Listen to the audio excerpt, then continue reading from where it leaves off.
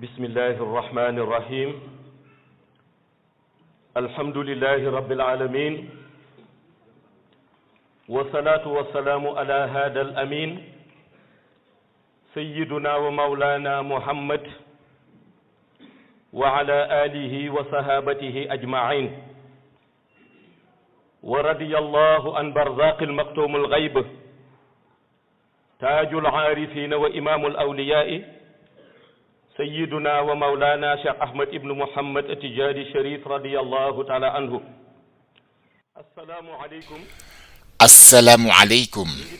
En ce jour béni de Korité, Aïd al-Fitr, j'adresse mes salutations à toute la communauté.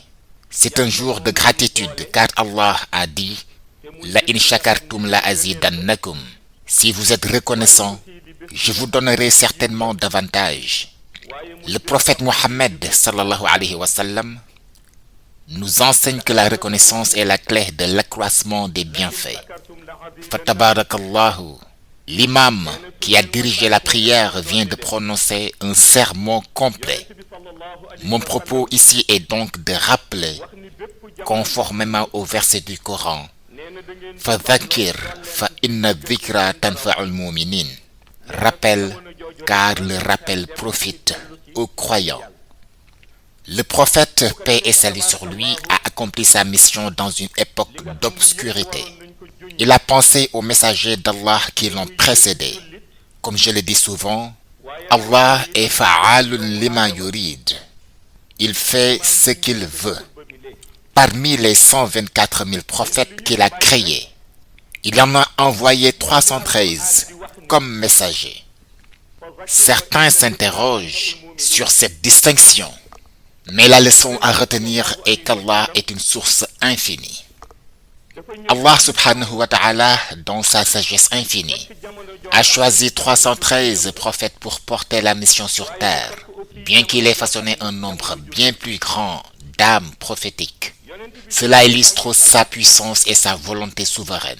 Il ne s'agit pas d'un hasard ni d'une limitation, mais plutôt d'une manifestation éclatante de sa capacité illimitée à créer et à ordonner. Le prophète, paix et salut sur lui, a enseigné qu'Allah a des bienfaits infinis. Tout serviteur aspirant à la perfection doit méditer sur cette réalité. Le prophète s'adresse à ses serviteurs en l'exhortant à la clairvoyance. Ne doit-il pas en toute lucidité prendre conscience de l'évidence et se tourner vers celui dont les bienfaits sont inépuisables, afin de solliciter de lui l'accroissement de ce qui lui fait défaut, implorer son Seigneur afin qu'il lui accorde par sa grâce ce qui lui manque. C'est dans cette perspective que le prophète Mohammed, paix et salut sur lui, nous éclaire.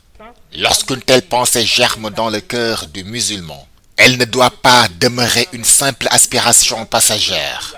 Car même si Allah, exalté soit-il, affirme « Ud'ouni astajib lakum » « Appelez-moi, je vous répondrai ».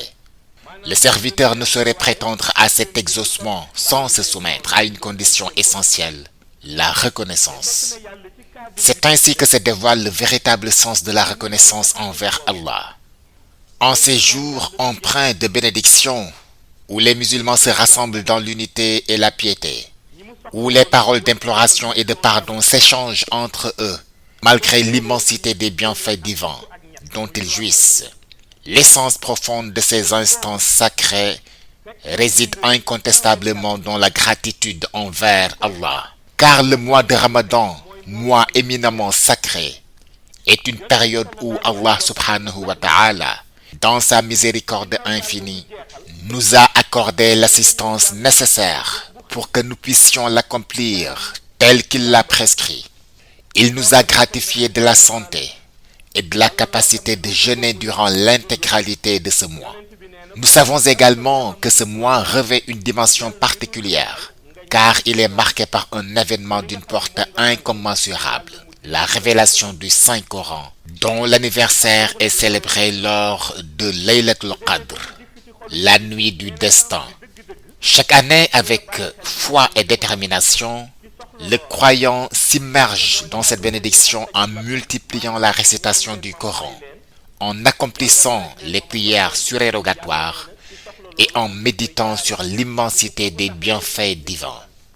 Le prophète, paix et salut sur lui, nous enseigne qu'après un tel mois d'efforts et de dévotion, vient le jour béni de l'Aïd al-Fitr, un jour de rassemblement et de célébration collective, comme celui que nous vivons aujourd'hui.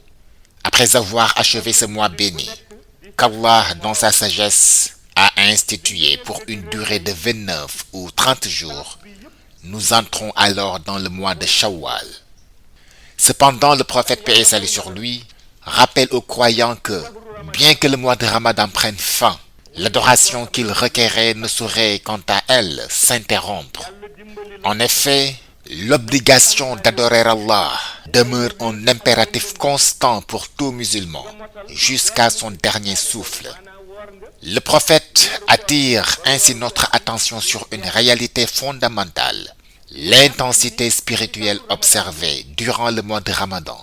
Cette ferveur qui pousse les croyants à raffermir leur comportement et à redoubler d'efforts dans l'adoration d'Allah ne doit pas s'estomper une fois le mois fini.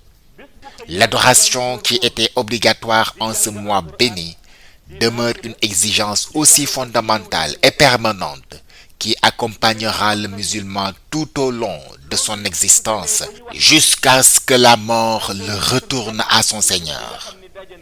Dans ses enseignements, le prophète, paix et salut sur lui, cherchait à éveiller les consciences des croyants, car l'esprit humain, par sa nature, est sujet à l'oubli. La pensée, lorsqu'elle n'est pas entretenue par le rappel et la méditation, peut perdre de vue ce qui lui permet de discerner son rôle et son utilité vis-à-vis de son Seigneur.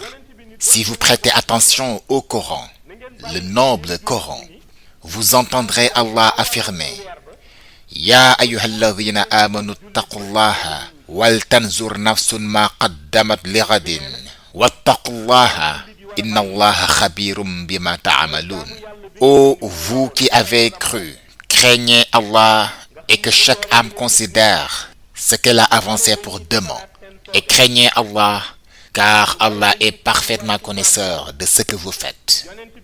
Allah enseigne que la crainte d'Allah, taqwallah, doit être pure et sincère. Mais pourquoi une telle exigence? Allah lui-même répond: si réellement vous me craignez, vous prendriez aussi conscience de cette vérité essentielle. Tout ce qui vous échappe, tout ce qui est dissimulé aux yeux des hommes, moi, Allah, je le sais et je le vois. C'est en raison de cette omniscience divine que, lorsqu'on interrogeait les sages sur la nature véritable de la crainte d'Allah, ils répondaient: la véritable crainte d'Allah, c'est d'être pleinement conscient que, même lorsque tu es seul, il existe un œil qui te voit et des mains entre lesquelles tu t'emmures.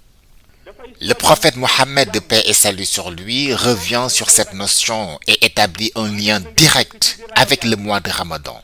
Il enseigne que la taqwallah que le croyant développe durant ce mois béni est une manifestation concrète de cette conscience.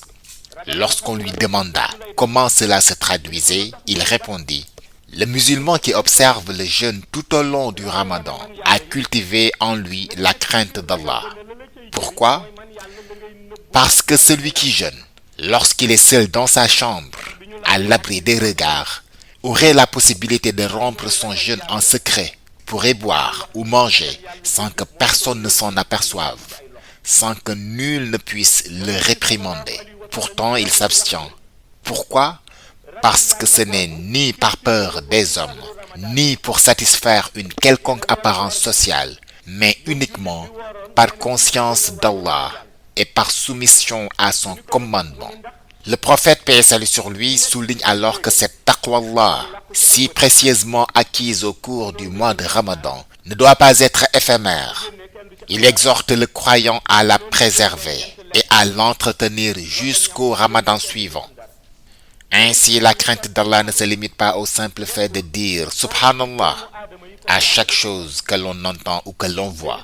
La véritable taqwallah ne réside pas uniquement dans les paroles, mais dans une conduite empreinte de droiture et de retenue. Elle implique notamment de s'abstenir de maudire les êtres humains qu'Allah a honorés et rendus sacrés. C'est en ce sens que le prophète Mohammed, paix et salut sur lui, enseignait: lorsque tu es témoin des bienfaits qu'Allah a accordés à un musulman, rends-en témoignage avec gratitude. Mais si tu es face à ses fautes et ses imperfections, avant de porter un quelconque jugement sur lui, interroge-toi d'abord sur tes propres manquements. Car en réalité, il n'existe pas de meilleur parmi les hommes, excepté celui qu'Allah a assisté et guidé. Pourtant, malgré cette vérité, le prophète, paix et salut sur lui, demeure incontestablement le meilleur des êtres créés, comme l'atteste Allah dans le Coran. Et certes, tu es doté d'un caractère éminent. Wa innaka la'ala khuluqin azim. Allah affirme ainsi que toute vertu, toute noblesse de caractère et toute sagesse trouvent leur expression la plus parfaite en la personne du prophète Mohammed sallallahu alayhi wa sallam. Sa moralité est celle qu'Allah a choisie comme modèle absolu pour l'humanité. Et pourtant, malgré ses éloges divins et les témoignages inébranlables de son excellence, le prophète Sayyidina Muhammad sallallahu alayhi wa sallam n'a jamais cessé d'incarner l'humilité absolue. À chaque fois qu'il évoquait un bienfait, il ne manquait jamais de préciser: c'est moi, Muhammad, qui serai en avant, et ceux qui me suivront viendront ensuite. Ce rappel fondamental démontre que nul être humain ne peut atteindre un degré de sainteté où il se considérerait exempté de l'adoration de son Seigneur. Allah dit: le meilleur d'entre vous, celui que je jugerai à travers ma miséricorde le jour du jugement, sera celui qui, à chaque instant, garde le souvenir de moi vivant en son cœur, et qui œuvre sans relâche à parfaire la pureté de son âme et la droiture de son cœur. Le prophète enseignait que la véritable crainte d'Allah se manifeste lorsque l'individu se sent directement interpellé par sa parole, notamment lorsqu'il dit: Innal ladhina amanu wa amilu salihat, ceux qui ont cru et accompli de bonnes œuvres. La foi est le fondement essentiel, car c'est elle qui permet d'attester de l'adhésion sincère à ce qu'on appelle al-iman, la foi authentique. Si tu revendiques d'être parmi les serviteurs d'Allah, il est crucial de comprendre que, en réalité, tous les êtres créés sont ses serviteurs. Que ce soit le prophète Mohammed, paix et salut sur lui, le Qutb Zaman, le pôle de son temps, les élus d'Allah, les pieux, ou même celui qui s'égare dans d'autres voies, tous restent ses serviteurs. Prenons l'exemple de Isa ibn Maryam. Lorsqu'il s'adressa aux fils d'Israël, il déclare: Ya bani Israël, inni rasulullahi ilaykum musaddiqan lima bayna yadayya min at-tawrat. Ô enfants d'Israël, je suis en vérité le messager d'Allah envoyé à vous, confirmant la Torah qui m'a précédé. Même s'il s'était arrêté ici, sans mentionner l'annonce de la venue d'Ahmad, Mohammed paix et salut sur lui, cela aurait suffi à montrer qu'il faisait partie des prophètes confirmateurs des messagers précédents. Mais Allah l'a également désigné comme annonciateur de la mission prophétique à venir. Ce rôle d'annonceur souligne la continuité du message divin. Ainsi, Isa ibn Maryam, paix sur lui, n'a pas seulement validé les révélations antérieures, il a également préparé le terrain pour la venue du dernier messager, le sceau des prophètes, Sayyidina Muhammad, paix et salut sur lui. Et Allah, dans sa sagesse infinie, nous a honorés en nous faisant appartenir à la communauté de ce dernier et ultime prophète. Cette communauté, celle de Muhammad, paix et salut sur lui, était ardemment souhaitée par les générations passées. Si l'on interrogeait les croyants des époques antérieures sur leurs plus grands vœux, ils répondraient unanimement qu'ils auraient voulu être préservés jusqu'à l'avènement du dernier messager, l'imam des prophètes, afin d'intégrer sa Ummah et goûter aux bénédictions de sa mission. Ce désir traversait les âges, depuis les disciples du prophète Adam, alayhi salam, en passant par ceux du prophète Nuh, alayhi salam, du prophète Moussa, alayhi salam, jusqu'aux fidèles du prophète Isa. Tous aspiraient à faire partie de la nation du meilleur des créatures, Sayyidina Mohammed, paix et salut sur lui. Pourquoi? Parce que bien qu'ils adoraient leur Seigneur avec intention, ces peuples ne pouvaient être certains que leurs œuvres seraient agréées ou parachevées par Allah. Or, cette certitude fut pleinement manifestée à l'époque du prophète Mohammed, lorsqu'Allah révéla: لقد جاءكم رسول من أنفسكم عزيز عليه ما عنتم حريص عليكم بالمؤمنين رؤوف رحيم. Un messager pris parmi vous est venu à vous. Il souffre de vous voir dans la détresse. Il est plein de sollicitude pour vous et envers les croyants. Il est compatissant et miséricordieux. Dans ce verset, Allah explique que s'il avait voulu, il aurait pu désigner un ange comme prophète et lui confier un message véhiculé selon le langage angélique, lequel étant d'une nature particulière, nécessiterait une traduction pour être compris par les êtres humains. Ensuite, il aurait imposé aux hommes d'accepter ce messager et de le suivre, sous peine d'encourir le châtiment de l'enfer. Pourtant, dans sa sagesse infinie, Allah ne l'a pas fait ainsi. Il rappelle plutôt l'honneur et la grâce qu'il a octroyée à l'humanité en la désignant par « Laqad karramna bani Adam ». Nous avons certes honoré les enfants d'Adam. Le plus noble des créatures, le prophète Mohammed, paix et salut sur lui, a ainsi été choisi parmi les hommes afin de porter le message divin et d'être son envoyé.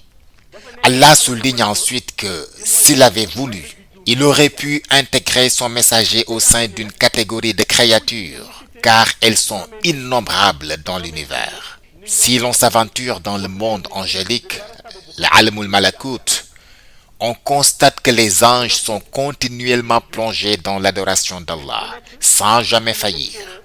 En revanche, au sein de l'humanité, les êtres humains s'efforcent d'adorer leur Seigneur, mais ils commettent également des fautes et cherchent à obtenir son pardon.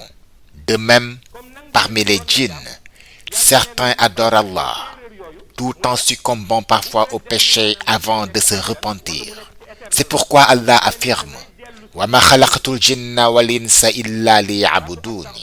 Je n'ai créé les djinns et les hommes que pour qu'ils m'adorent. Il est remarquable qu'Allah n'ait pas inclus les anges dans ce verset, alors même qu'ils témoignent ailleurs de leur obéissance parfaite. Ils exécutent sans faillir les ordres divins et s'abstiennent unanimement de tout ce qui leur est interdit. Aucun ange dans le monde céleste ne saurait commettre un péché ou s'égarer du droit chemin. Pourtant, lorsqu'Allah mentionne le devoir de l'adorer, il s'adresse spécifiquement aux humains et aux djinns, leur rappelant ainsi que la raison même de leur existence est d'adorer leur Seigneur. Or, l'homme dans sa nature imparfaite commet des erreurs chaque jour. Toutefois, Allah, dans sa miséricorde infinie, accepte ses fautes, sachant que l'être humain demeure avant tout un simple serviteur intrinsèquement faillible. Cependant, ce qu'Allah réprouve, c'est que l'homme persiste indéfiniment dans ses erreurs sans chercher à se purifier par le repentir. C'est dans ce contexte qu'intervient l'exhortation divine. Istaghfiru rabbukum, implorez le pardon de votre Seigneur, ainsi que l'appel sincère au repentir. Tubu ilallahi taubatan nasuha, revenez à Allah par un repentir sincère. Allah déclare que lorsque l'homme l'implore avec humilité et sincérité, témoignant ainsi de sa souveraineté absolue et se prosternant devant lui, avec la pleine conscience de sa condition de serviteur, il lui accorde son pardon inconditionnel. Dans cet état de soumission et de reconnaissance, Allah efface alors toutes les fautes passées de son serviteur, aussi nombreuses et lourdes soient-elles. Allah a également affirmé que la véritable réussite réside dans le fait de suivre Mohammed, paix et salut sur lui.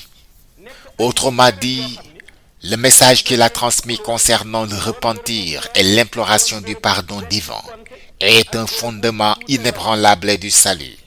Allah affirme ainsi: quiconque adhère à ce message et implore mon pardon, je lui accorderai ma miséricorde, mon pardon. Cependant, en observant l'état du monde musulman, il apparaît clairement que ce message constitue l'essence même de ce qui doit être prêché et véhiculé, car l'humanité se trouve dans une situation où l'individu peut être sauvé, tout en ayant des enfants qui ne le sont pas, ou bien il peut lui-même être sauvé, tout en vivant dans un environnement où le salut est difficilement accessible. Il fut rapporté qu'un homme demanda à un érudit à propos de ce verset où Allah dit: Wa annal masajida lillahi fala tad'u ma'allahi ahada. Les mosquées sont consacrées à Allah. N'invoquez donc personne avec lui. Allah souligne que toute adoration et toute invocation dans ce lieu doivent être exclusivement adressées à Allah. S'il y avait quelque chose à ajouter, ce serait que cela constitue le principe fondamental du monothéisme pur. Qul huwa Allahu ahad, Allahu samad, lam yalid wa lam yulad wa lam yakul lahu kufuwan ahad.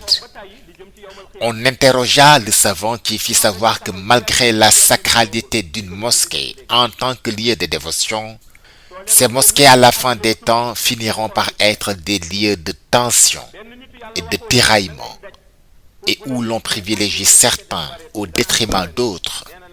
Autrement, en dépit de la sacralité des lieux, certaines personnes seront reléguées derrière les rangs à cause de leur pauvreté, contrairement aux fortunés qui y seront favorisés et placés dans les premières lignes. Le prophète rapporta à ce propos qu'à la fin des temps, si tu veux retrouver les hommes pieux qui sont de vrais savants, il faudra les rechercher dans les derniers rangs de prière, car ceux qui seront privilégiés sur les premiers rangs sont les autorités politiques et hommes fortunés qui, certainement, ne peuvent même pas se substituer à l'imam au cas où il aurait une contrainte durant la prière. Vu la situation actuelle, on peut confirmer que le monde musulman est arrivé à ce stade de crise. Et le prophète avait annoncé que lorsque vous serez confrontés à 3 formes de crise, sachez que si Allah ne détruit le monde, sa fin est alors inéluctable. Durant cet enseignement, il prêchait sur le jugement dernier. Mais à côté de lui, des mécréants réfutaient ses paroles, comme on le voit actuellement. Lorsqu'on les informe sur des dates liées à l'Apocalypse, ils se disent que c'est très tôt. Un sage avait même suggéré que pour tous les efforts que la personne consacre à réfuter les dates révélées par un élu d'Allah sur l'Apocalypse, il ferait mieux de rechercher à quelle date mourra-t-elle, car à ce moment précis, la fin du monde est arrivée pour elle. Reste maintenant le séjour qu'elle passera à l'au-delà, en attendant le jugement dernier. Parfois, quelqu'un discute ardemment sur l'Apocalypse, soutenant qu'elle reste encore des milliers d'années, alors que lorsqu'on lui demande s'il pourra encore vivre 100 ans, il répondra que c'est probablement impossible. Donc, comme il ne lui reste même pas 100 ans dans sa vie mondaine, il ne devrait pas se soucier de l'imminence ou non de l'Apocalypse. Le prophète révéla que la première catégorie de crise survient lorsque le Coran se sera retiré du cœur des musulmans. En effet, Allah subhanahu wa ta'ala a pris sa parole sainte et l'attribua au prophète de l'islam, lui intimant l'ordre d'imprimer le Coran et sa lumière dans le cœur des croyants. Lorsque l'on parle de retrait du Coran des cœurs, certains penseraient à tort que l'on va plus être capable de maîtriser et réciter les versets et sourates coraniques. Cependant, tel n'est pas le cas. Lorsque la lumière coranique disparaîtra des cœurs, on verra un Hafizul Qur'an qui maîtrise le Coran par cœur, un savant qui pourra énumérer un verset et l'interpréter, qui, lorsqu'il dirige la prière, sa récitation sera des plus mélodieuses. Cependant, dès l'instant qu'il prenne la parole, tu comprends que son discours n'est pas celui de quelqu'un qui croit sincèrement à la parole d'Allah. De même, lorsque nous visualisons ses comportements et actes, on est frappé de stupeur. Nous vivons actuellement cette réalité. On peut estimer une personne à cause de la façon dont elle maîtrise et récite le Coran. Mais si on l'écoute parler, on se rend compte qu'il ne vaut pas plus que toi. S'il accomplit un acte, cela devient évident dans la mesure où tu n'oserais jamais te comporter de la sorte. Donc cette personne maîtrise apparemment le Coran, mais lorsqu'on observe mystiquement son cœur, on n'y trouvera aucune lumière coranique. Et le monde musulman actuel est dominé par ces catégories de personnes entre les guides religieux, animateurs de télévision, imams, prêcheurs, etc. Leurs véritables actions sont très loin de leur discours réformateur. Et ce sont ces mêmes personnes qui vont enseigner le verset « Ya ayyuhalladhina amanu, lima taquluna ma la taf'aloun » Ô vous qui avez cru, pourquoi dites-vous ce que vous n'accomplissez pas? Ils prêchent la préservation de la réputation des musulmans, de ne pas les dénigrer ou de salir leur réputation. Malgré tout, ils passent tout leur temps à attaquer des gens, à les calomnier, à altérer tous les liens sacrés que le prophète, paix et salut sur lui, avait ordonné de préserver. C'est donc la première catégorie de crise annoncée par le prophète quant à l'imminence de la fin des temps. La deuxième, soutint le prophète, adviendra lorsque les musulmans ne vont plus s'entraider. Lorsque Sayyidina Omar l'interpella à propos de cette entraide mutuelle, il assura que cela peut être une assistance financière ou exemplaire sur le plan des bonnes œuvres. À propos de ce deuxième ordre, on peut convoquer une personne pour le conseiller dans le bien ou pour lui montrer une réalité qui pourra le servir dans sa relation avec Allah. À une personne égarée qui a emprunté un mauvais chemin, on peut lui venir en aide en tant que bon conseiller, en lui disant qu'il serait mieux qu'il abandonne ses agissements dangereux au profit du droit chemin. Ces conseils pourraient le réformer. On peut aussi aider une personne qui est dans le besoin, à la limite de nos moyens. C'est également une forme d'assistance. Le prophète indiqua qu'il sera très rare de voir les gens assister leurs semblables pour la cause d'Allah. Au contraire, ils blâmeront le nécessiteux et lui faisant des reproches comme « c'est lui qui a causé sa propre pauvreté, c'est un médiocre, il devrait faire ceci et cela ». Également poursuit le prophète, s'il rencontre une personne égarée, au lieu de la rectifier afin qu'il retrouve le droit chemin, ils vont plutôt la flatter. Tous ces deux types de conduite sont maintenant observables. Raison pour laquelle un vieux sage affirmait que si la vérité est introuvable dans une assemblée et qu'on passe une journée à la chercher en vain, sachez qu'il n'y a que deux situations possibles. Soit une personne fortunée s'est trompée, ou un notable respecté s'est trompé. Le prophète dit que quiconque se met à flatter une personne qui est dans l'erreur ne l'aide pas certainement à vivre dans la vérité. Et si l'on observe la manière dont la société actuelle est corrompue, la personne qui a un discours de vérité aura beaucoup d'ennemis. Toute personne qui répond la vérité dans une société égarée, qu'elle le sache ou non, deviendra l'ennemi public numéro 1. Elle ne sera guère appréciée, mais sera écartée par la majorité des gens. Par contre, ce seront favorisés dans ces sociétés sont les flatteurs qui encouragent les gens dans leur perdition. La troisième forme de crise qui est la plus phénoménale, rajoute-t-il, advient lorsque une catastrophe frappe des musulmans étrangers, comme la Mauritanie, l'Indonésie ou la Palestine, et qu'un musulman du Sénégal puisse dire que ce n'est pas mon problème.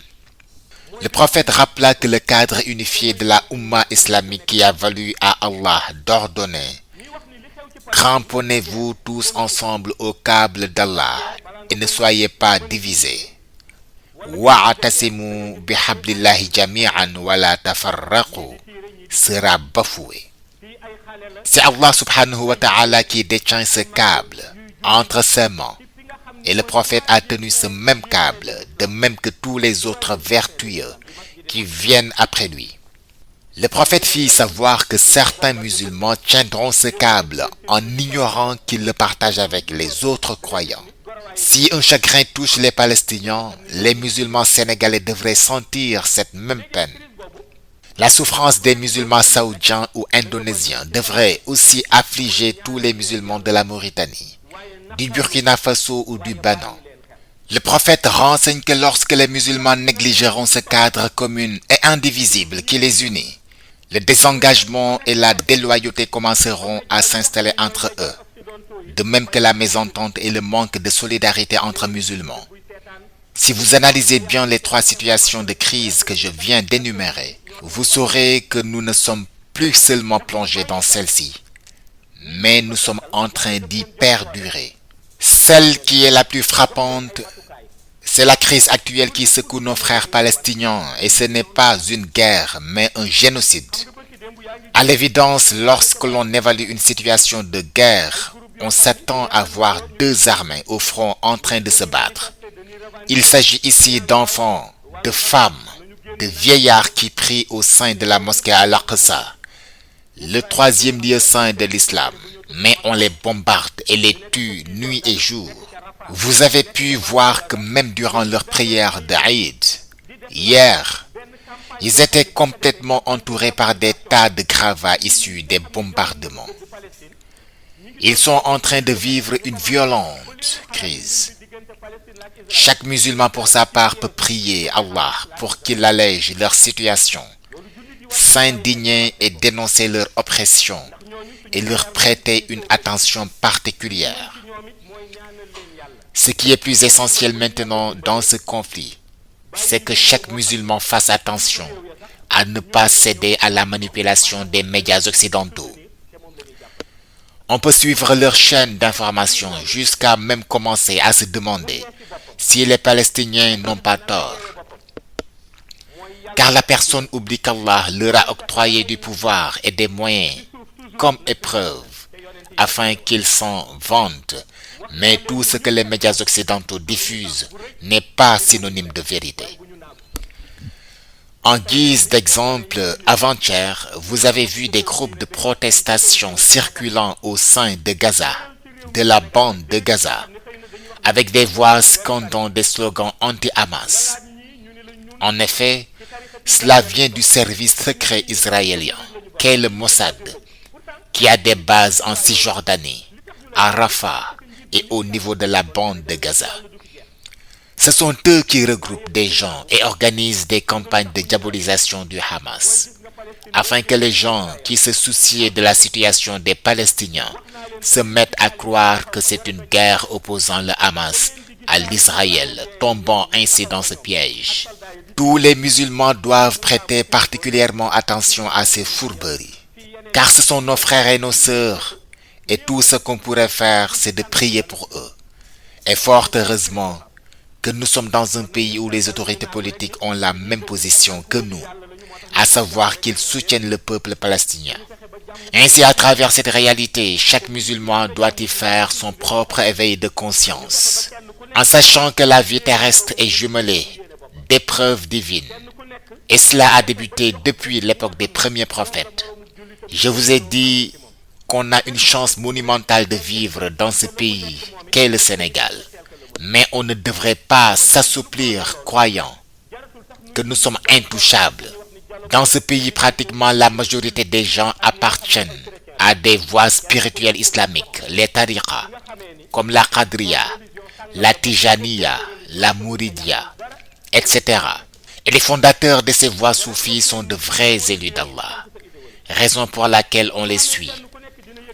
Néanmoins, on ne doit point laisser place à une relaxation, car au niveau de la terre sainte de Jérusalem, depuis l'endroit où se tiennent les enfants pour jeter des cailloux, jusqu'au lieu de stationnement des chars et soldats israéliens en train de tirer, Moussa alayhi salam, Isa ibn Maryam ou d'autres prophètes y ont posé leurs pieds. Il est rare de marcher sur ces lieux sans pour autant poser ses pieds sur le pas d'un prophète et observer toute la crise qui y sévit. Donc nous, Sénégalais, on ne devrait pas se relaxer en disant que nous marchons sur les pas des grands élus. Essayons donc de cultiver cette paix en le vivifiant dans les cœurs. Faisons en sorte que chaque musulman souhaite à son prochain ce qu'il souhaite à lui-même. Que chacun respecte et octroie à leurs voisins musulmans tout le droit qui leur revient. Que chacun respecte les convictions de l'autre et que ce dernier puisse faire de même en retour. Si l'on prône cette bienveillance, je pense que l'on n'aura même pas besoin de parler de dialogue islamo-chrétien pour raffermir des liens. Que chaque personne puisse respecter la religion d'autrui et leur choix, sans que cela ne puisse en rien diminuer de son attachement à sa religion. Respecter l'idéologie de l'autre et se camper fidèlement à ta propre idéologie. Si cela se produit, chacun saura qu'il dispose de la liberté de culte.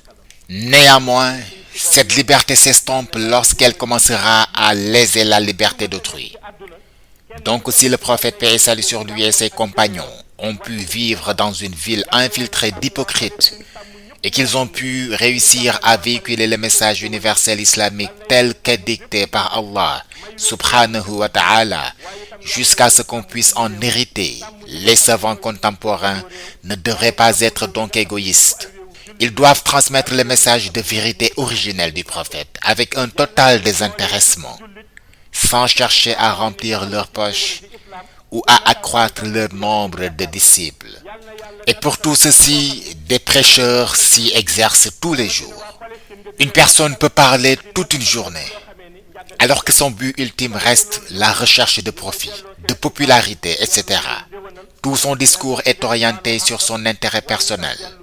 Si les savants ont hérité de la mission des prophètes antérieurs, leur seul et unique rôle réside dans la transmission fidèle du message du dernier prophète d'Allah. En effet, aucun prophète ne viendra après lui. Il est le sceau des prophètes.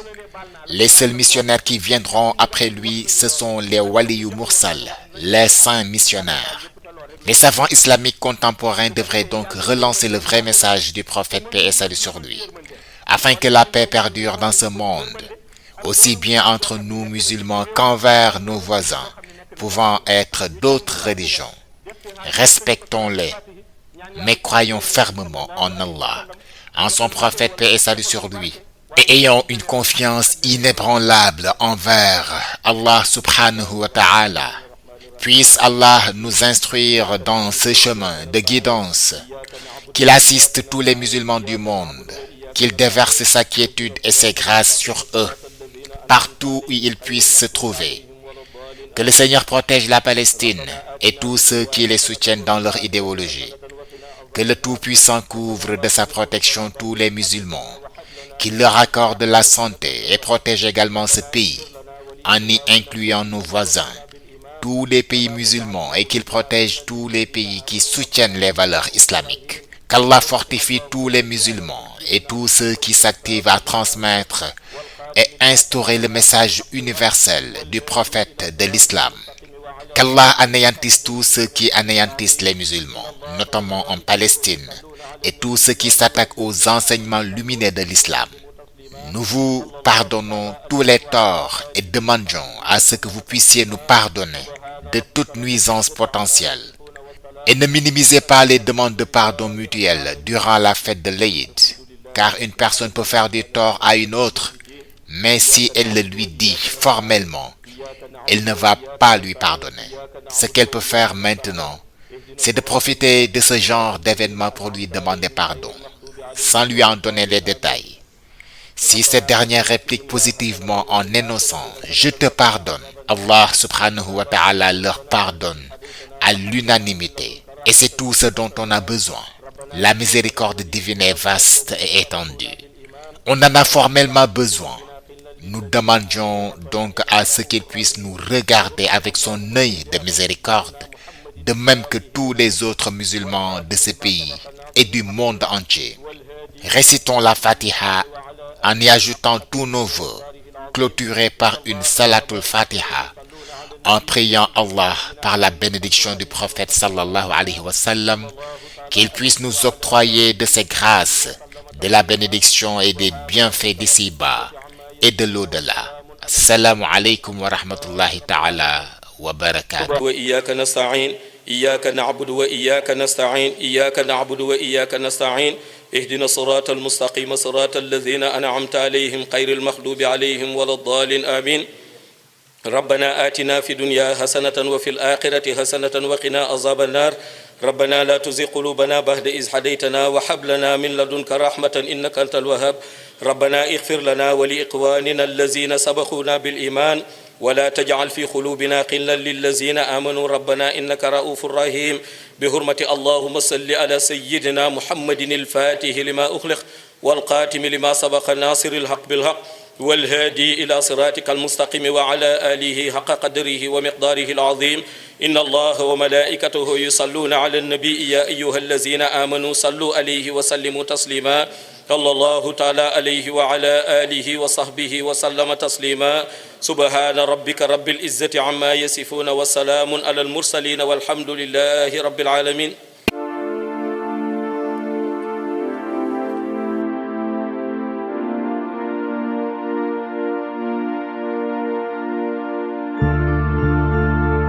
كنزي مولا في تك غير خليفة في نور العظم leer gi nu xëy di ko wër ba dajeeg moom ca Madina tun nuuril muniir leeru yonen ak Cheikhu Tijaani si yaxo sey di Muhammad el Cheikh yow de yaa tax ñu ñëw ngir seddu si leer li moo waral sunu jaayanteeg yow ku bëgg leer demal Medina Cheikh jaayanteeg Almahdi yow mi décortiquer leer leeray spécialité am da koy dundale ruux te moom sax moo di jumtuwaayam da koy raxase xol Almahdi